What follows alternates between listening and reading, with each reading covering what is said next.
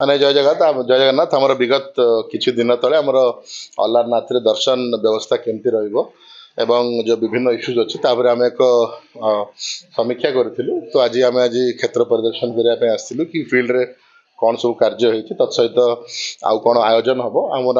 ଆମର ଯେଉଁ ସେବକ ଭାଇମାନେ ଅଛନ୍ତି ଏଠି ତାଙ୍କ ସହିତ ବି ଆଲୋଚନା କରାଗଲା। ତତ୍ସହିତ ଯେଉଁ ବିଭିନ୍ନ ପାର୍କିଂ ବ୍ୟବସ୍ଥା ରହିବ କେମିତି ଭକ୍ତଙ୍କର ଶୃଙ୍ଖଳିତ ଦର୍ଶନ ହେବ ତତ୍ସହିତ ଆମର ଟ୍ରଷ୍ଟ ସହିତ ବି ଆଲୋଚନା କରାଗଲା କେମିତି ନୀତିକ୍ରାନ୍ତି ସମ୍ପନ୍ନ ହେବ। ତତ୍ସହିତ ଯେଉଁ ଆନୁଷାଙ୍ଗିକ କାର୍ଯ୍ୟ ଅଛି ପ୍ରସ୍ତୁତିର ଯେମିତିକି ଆମର କମ୍ପ୍ଲିଟ୍ ଟେମ୍ପଲ୍ କମ୍ପ୍ଲେକ୍ସରେ ପେଣ୍ଟ ଦେବା ଏବଂ ତତ୍ସହିତ ଏଥର ଗୋଟେ ଭଲ ଖବର ବି ହେଲା କି ଆମର ସମସ୍ତ ଯେଉଁ ଆଲୋକୀକରଣର ବ୍ୟବସ୍ଥା ଅଛି ତା ପାଇଁ ମଧ୍ୟ IREL ତରଫରୁ ସ୍ୱତନ୍ତ୍ର CSR ପାଣ୍ଠି ମଧ୍ୟ ପ୍ରଦାନ କରାଯାଇଛି। ତ ଆମର କେମିତି ଭକ୍ତମାନେ ବର୍ଷା ହେଉ ଖରା ହେଉ ସମସ୍ତ ସମୟରେ କେମିତି ଶୃଙ୍ଖଳିତ ଦର୍ଶନ କରିବେ ଏବଂ ଏକ ଭଲ ଏକ୍ସପିରିଏନ୍ସ ନେଇକି ଯିବେ ତା ଉପରେ ମୁଖ୍ୟତଃ ଆଲୋଚନା। ନା ଦେଖନ୍ତୁ ଆମର ଯେଉଁଟା ଇମିଡ଼ିଏଟଲି ବର୍ତ୍ତମାନ ଅଣସର ପୂର୍ବରୁ କରିହେବ ତାର ବ୍ୟବସ୍ଥା କରାଯିବ। ବାକି ଯେଉଁଟା ଯଦି ଗୋଟେ long term water floor issues ଅଛି ତାକୁ କନସର୍ଣ୍ଣ ଡିପାର୍ଟମେଣ୍ଟ ଦେଖିଦେବ। ଆମର ନିୟରେଷ୍ଟ ୱାଟର ବଡି ଯେଉଁଟା ଅଛି ଯେଉଁ ଇଞ୍ଜିନିୟରିଂ ଡିପାର୍ଟମେଣ୍ଟ ଅଛନ୍ତି ତାର ଲଙ୍ଗ ଟର୍ମ ସଲ୍ୟୁସନ୍ କ'ଣ ଅଛି ତାକୁ ସର୍ଭେ କରିକି DPR ବନେଇବେ ଏବଂ ଆମେ କନସର୍ଣ୍ଣ ଡିପାର୍ଟମେଣ୍ଟ ତାକୁ ଅନୁମୋଦିତ ଆଗାମୀ ଦିନରେ କରିବୁ।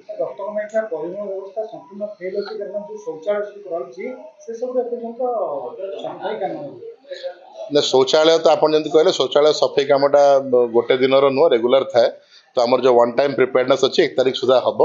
ଆଉ ଆମର କେମିତି ସମସ୍ତ ଦିନରେ ଶୌଚାଳୟ ମାନେ ରେଗୁଲାର ନିୟମିତ ଭାବରେ ତା ଦେହରେ ସଫେଇ କର୍ମଚାରୀ ନିୟୋଜିତ ହେଇକି ତାକୁ ମେଣ୍ଟେନ୍ କରିବେ ସେ ଦିଗରେ ଏ ବର୍ଷ ଅଲରେଡ଼ି ଆପ୍ରୁଭାଲ୍ ମିଳିଛି ଏବଂ ଷ୍ଟେପ୍ସ ମଧ୍ୟ ନିଆଯାଇଛି। ଦେଖନ୍ତୁ ପ୍ରଭୁ ଅଲାରନାଥଙ୍କର ଆଜି ଆମେ ଯେଉଁ ଲକ୍ଷାଧିକ ସଂଖ୍ୟାରେ ଯେ ଭକ୍ତମାନେ ଆସିବେ ଅଣସର ସମୟରେ ତାର ପାଇଁ ଆମେ ଆଜି ସବୁ ପୁଲିସ ତରଫରୁ ଯାହା ଆରେଞ୍ଜମେଣ୍ଟ ହେବ ତାକୁ ଆଜି ସମୀକ୍ଷା କରିଛୁ।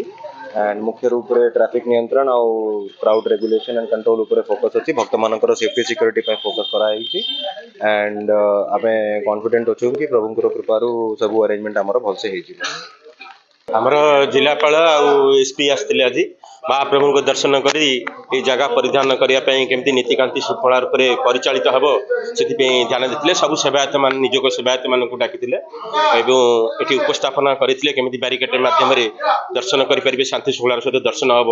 ତାଙ୍କ ପାଇଁ ଆଲୋକୀକରଣର ଉଜ୍ଜଳ ବ୍ୟବସ୍ଥା ବି ଆଲୋଚନା ହେଲା ଏବଂ ପାନୀୟ ଜଳର ବ୍ୟବସ୍ଥା କରାହେଲା କେମିତି ଭକ୍ତମାନେ ସୁଚାରୁ ରୂପେ ଏଠି ଦର୍ଶନ କରିକି କେମିତି ପାଣିର ବ୍ୟବସ୍ଥା ବି ଆଲୋକୀକରଣ ବ୍ୟାରିକେଡ୍ ଏସବୁ ବିଷୟରେ ପୁଙ୍ଖାନୁପୁଙ୍ଖ ଭାବରେ ଆଲୋଚନା କଲେ ଏବଂ ସେବାର ନୀତି ନିୟମ ଉପରେ ବି ଆଲୋଚନା କରାଗଲା। ଠିକ୍ ଟାଇମ୍ରେ ମହାପ୍ରଭୁଙ୍କର ମଙ୍ଗଳ ଆଳତି ତଡ଼ପ ଲାଗି ବେଶ ଏଗୁଡ଼ାକ ମହାପ୍ରଭୁଙ୍କର ସେବା ନୀତିକାନ୍ତି ଉପରେ ବି ଆଲୋଚନା କରାଗଲା ଏବଂ ଦ୍ୱିପହର ଧୂପ ବାହାରିବ। ଦ୍ୱିପହର ଧୂପରେ ମହାପ୍ରଭୁଙ୍କ ସବୁ ଭକ୍ତମାନଙ୍କ ପାଇଁ ଅନ୍ନ ଡାଲି ତରକାରୀ କ୍ଷୀରିର ବ୍ୟବସ୍ଥା କରାଯାଇଛି। ଠିକ୍ ସମୟରେ ଆସି ଭକ୍ତମାନେ ସୁଚାରୁ ରୂପେ ପାଇବେ।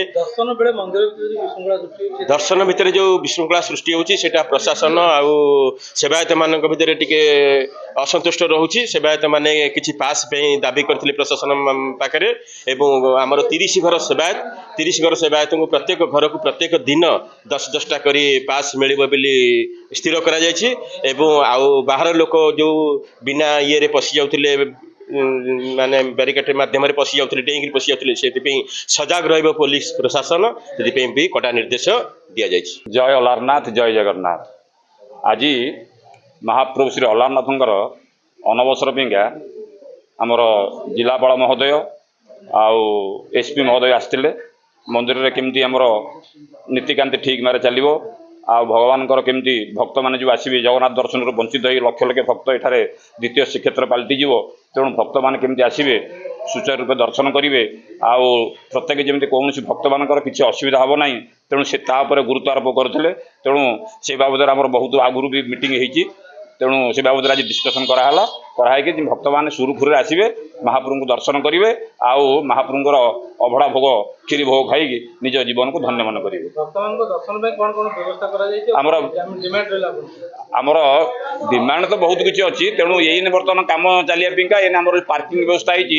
ପ୍ରତ୍ୟେକ 4-wheeler ଗାଡ଼ି ସବୁ ଆସିବ ଯେଉଁ ବଜାର ଭିତରେ ଯାଇ ଆମର ସେ ଯେଉଁ ଗୋଟେ ଅଛି ମାରୁଆଡ଼ି କୋଠା ସେଇଠୁ ଆମର ବାଁ ପଟ ସାଇଡ଼ରେ ଆସିବେ। ଆମର ବିରାଟ ବଡ଼ ପାର୍କିଂ ପ୍ଲେସ୍ ଅଛି ସେ ଜାଗାରେ ପାର୍କିଂ କରିବେ ଆମର ଯେଉଁ 4-wheeler ସବୁ ଆଉ बाइक जो मैंने घिनिकी आसवे आमर मंदिर मेन गेट्रे आसी सेठी आमर गोटे पार्किंग प्लेस अच्छी छोट पार्किंग प्लेस से सब बाइक रखा बाइक रखी चलिकी आसी से आसवे बाइक आरोही मैंने आसी से आमर जो मेन जो एंट्री होची एंट्री पॉइंट से पहुँचिकी आम क्यूरे आसवे महाप्रभु को दर्शन करने आउ जगह आलोकित आलोकीकरण तापर आमर पानी व्यवस्था सब व्यवस्था ये बर्तमान सार ये आसी सब जमी सुचारू रूपे कार्यकारी करा से बाबद गुरुत्व आरोप कर महाप्रभु को दर्शन कर विदाय ने जय अल्लाहनाथ।